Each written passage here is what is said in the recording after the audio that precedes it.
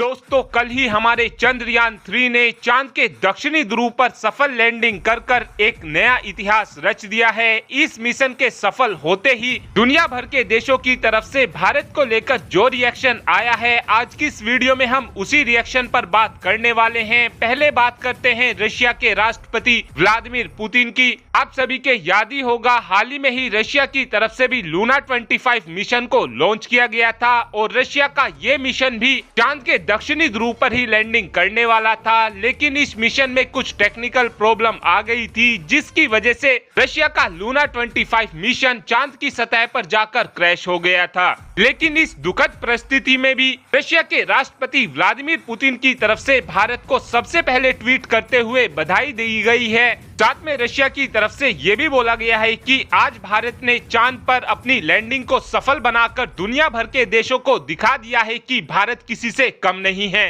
वहीं पर इजराइल के प्रधानमंत्री यानी कि बेंजामिन नेतन्याहू की तरफ से भी चांद पर इस लैंडिंग को लेकर भारत को बहुत बहुत बधाइयां दी गई हैं। साथ में इजराइल के विदेश मंत्री और इजराइल के एम्बेसडर जो भारत के अंदर हैं, इन दोनों की तरफ से भी भारत को खूब सारी बधाइयां दी गई हैं। वहीं पर अर्मेनिया के प्रधानमंत्री यानी कि निकोल पाशियान जी की तरफ से भी भारत को इस लैंडिंग को लेकर खूब सारी बधाई दी गई है। साथ में अर्मेनिया ने भारत के आने वाले मिशन को लेकर भी भारत को बेस्ट ऑफ लक बोला है। साथ में गूगल इंडिया की तरफ से भी भारत को बोला गया है कि अब भारत का एक्सेस चांद तक हो चुका है। साथ में फ्रांस की एम्बेसी जो भारत के अंदर है, इनकी तरफ से बोला गया है कि भारत ने आज एक बहुत बड़ा इतिहास रच दिया है और भारत का ये इतिहास भारत की हिस्ट्री की बुकों में लिखा जाएगा कि भारत ने 23 अगस्त को एक बहुत ही बड़ा इतिहास रचा था। साथ में यूरोपियन स्पेस एजेंसी के जनरल डायरेक्टर की तरफ से भी भारत को बोला गया है कि आज भारत ने नया इतिहास रच दिया है। यूएई ने भी भारत को कांग्रेट्स बोला है और आने वाले समय में हमें ये डेफिनेटली देखने को मिलेगा कि यूएई भी भारत की मदद से अपने रोवर को चांद पर उतारेगा, क्योंकि यूएई की तरफ से ऑलरेडी एक बार ये कोशिश की गई है। यूएई ने जापान के थ्रू अपने रोवर को चांद पर उतारने की कोशिश की थी, लेकिन जापान का ये मिशन बुरी तरीके से फेल हो गया था, जिसकी वजह से यूएई का रोवर बुरी तरीके से क्रैश हो गया था। भारत की इस कामयाबी के बाद अब हमें ये देखने को जरूर मिलेगा कि यूएई की तरफ से अपने रोवर को भारत की मदद से चांद की सतह पर उतारा जाए। जब से हमारे चंद्रयान 3 ने चांद के दक्षिणी ध्रुव पर लैंडिंग की है, जभी से ही ये इमेज सोशल मीडिया पर खूब दबाकर वायरल हो रही है। इस इमेज में दिखाया गया है कि भारत एक ऐसे देशों के दरवाजे पर खड़ा हुआ है जो इसरो को घास तक नहीं डाल रहे हैं। लेकिन आज इसरो इतना ज्यादा आगे निकल चुका है कि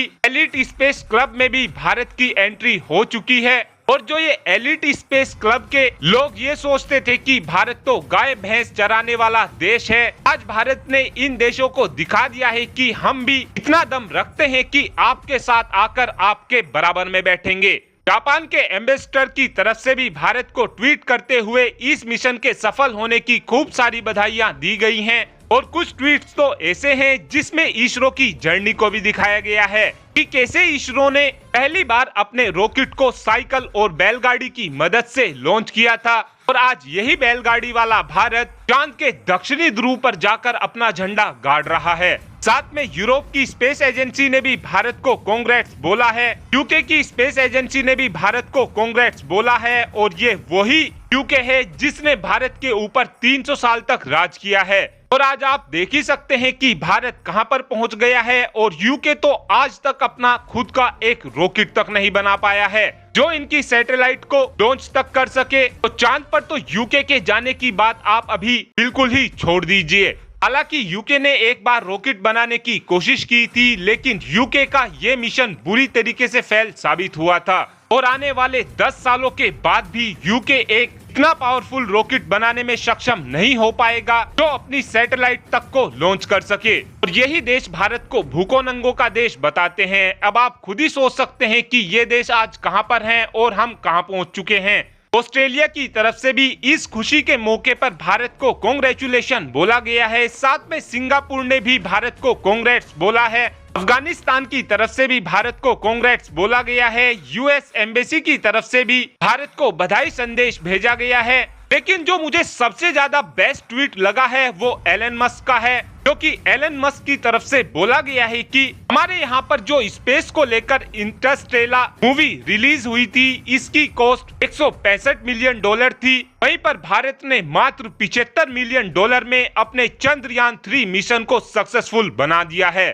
हम केवल 165 मिलियन डॉलर खर्च कर मूवी बना रहे हैं और भारत इसकी आधी कीमत में चांद पर पहुंच रहा है। अभी तो ये केवल शुरुआत है। भारत एक ऐसा देश है, अगर भारत का इतिहास उठाकर देखा जाए तो आपको हर जगह ये देखने को मिलेगा कि भारत के ऊपर हमेशा ही जंग थोपी गई है। भारत को अभी तक एक बार भी चुपचाप रहकर काम करने का मौका नहीं दिया गया है। पिछले कुछ सालों से भारत के ऊपर कोई जंग नहीं थोपी गई है और रिजल्ट आपके सामने है। भारत के अंदर फिलहाल ऐसी टेक्नोलॉजी डेवलप की जा रही हैं जिनके बारे में पहले कभी सोचा भी नहीं जा सकता था। पर्सनली मुझे ऐसा लगता है कि अगर भारत को केवल 20 साल ऐसे दे दिए जाएं कि भारत के ऊपर कोई जंग ना थोपी जाए और भारत 20 साल तक लगातार फोकसली अपना काम करे, तो मेरा भारत इतना सक्षम है कि आज तो हमने चांद पर झंडा गाड़ा है, आने वाले समय में हम जुपिटर तक पर झंडा गाड़ने का दम रखते हैं। क्या आप मेरी इस बात को एग्री करते हैं, हाँ या फिर ना? इस बात का आंसर आप कमेंट बॉक्स में दे सकते हैं। Thanks for watching this video. Have a good day.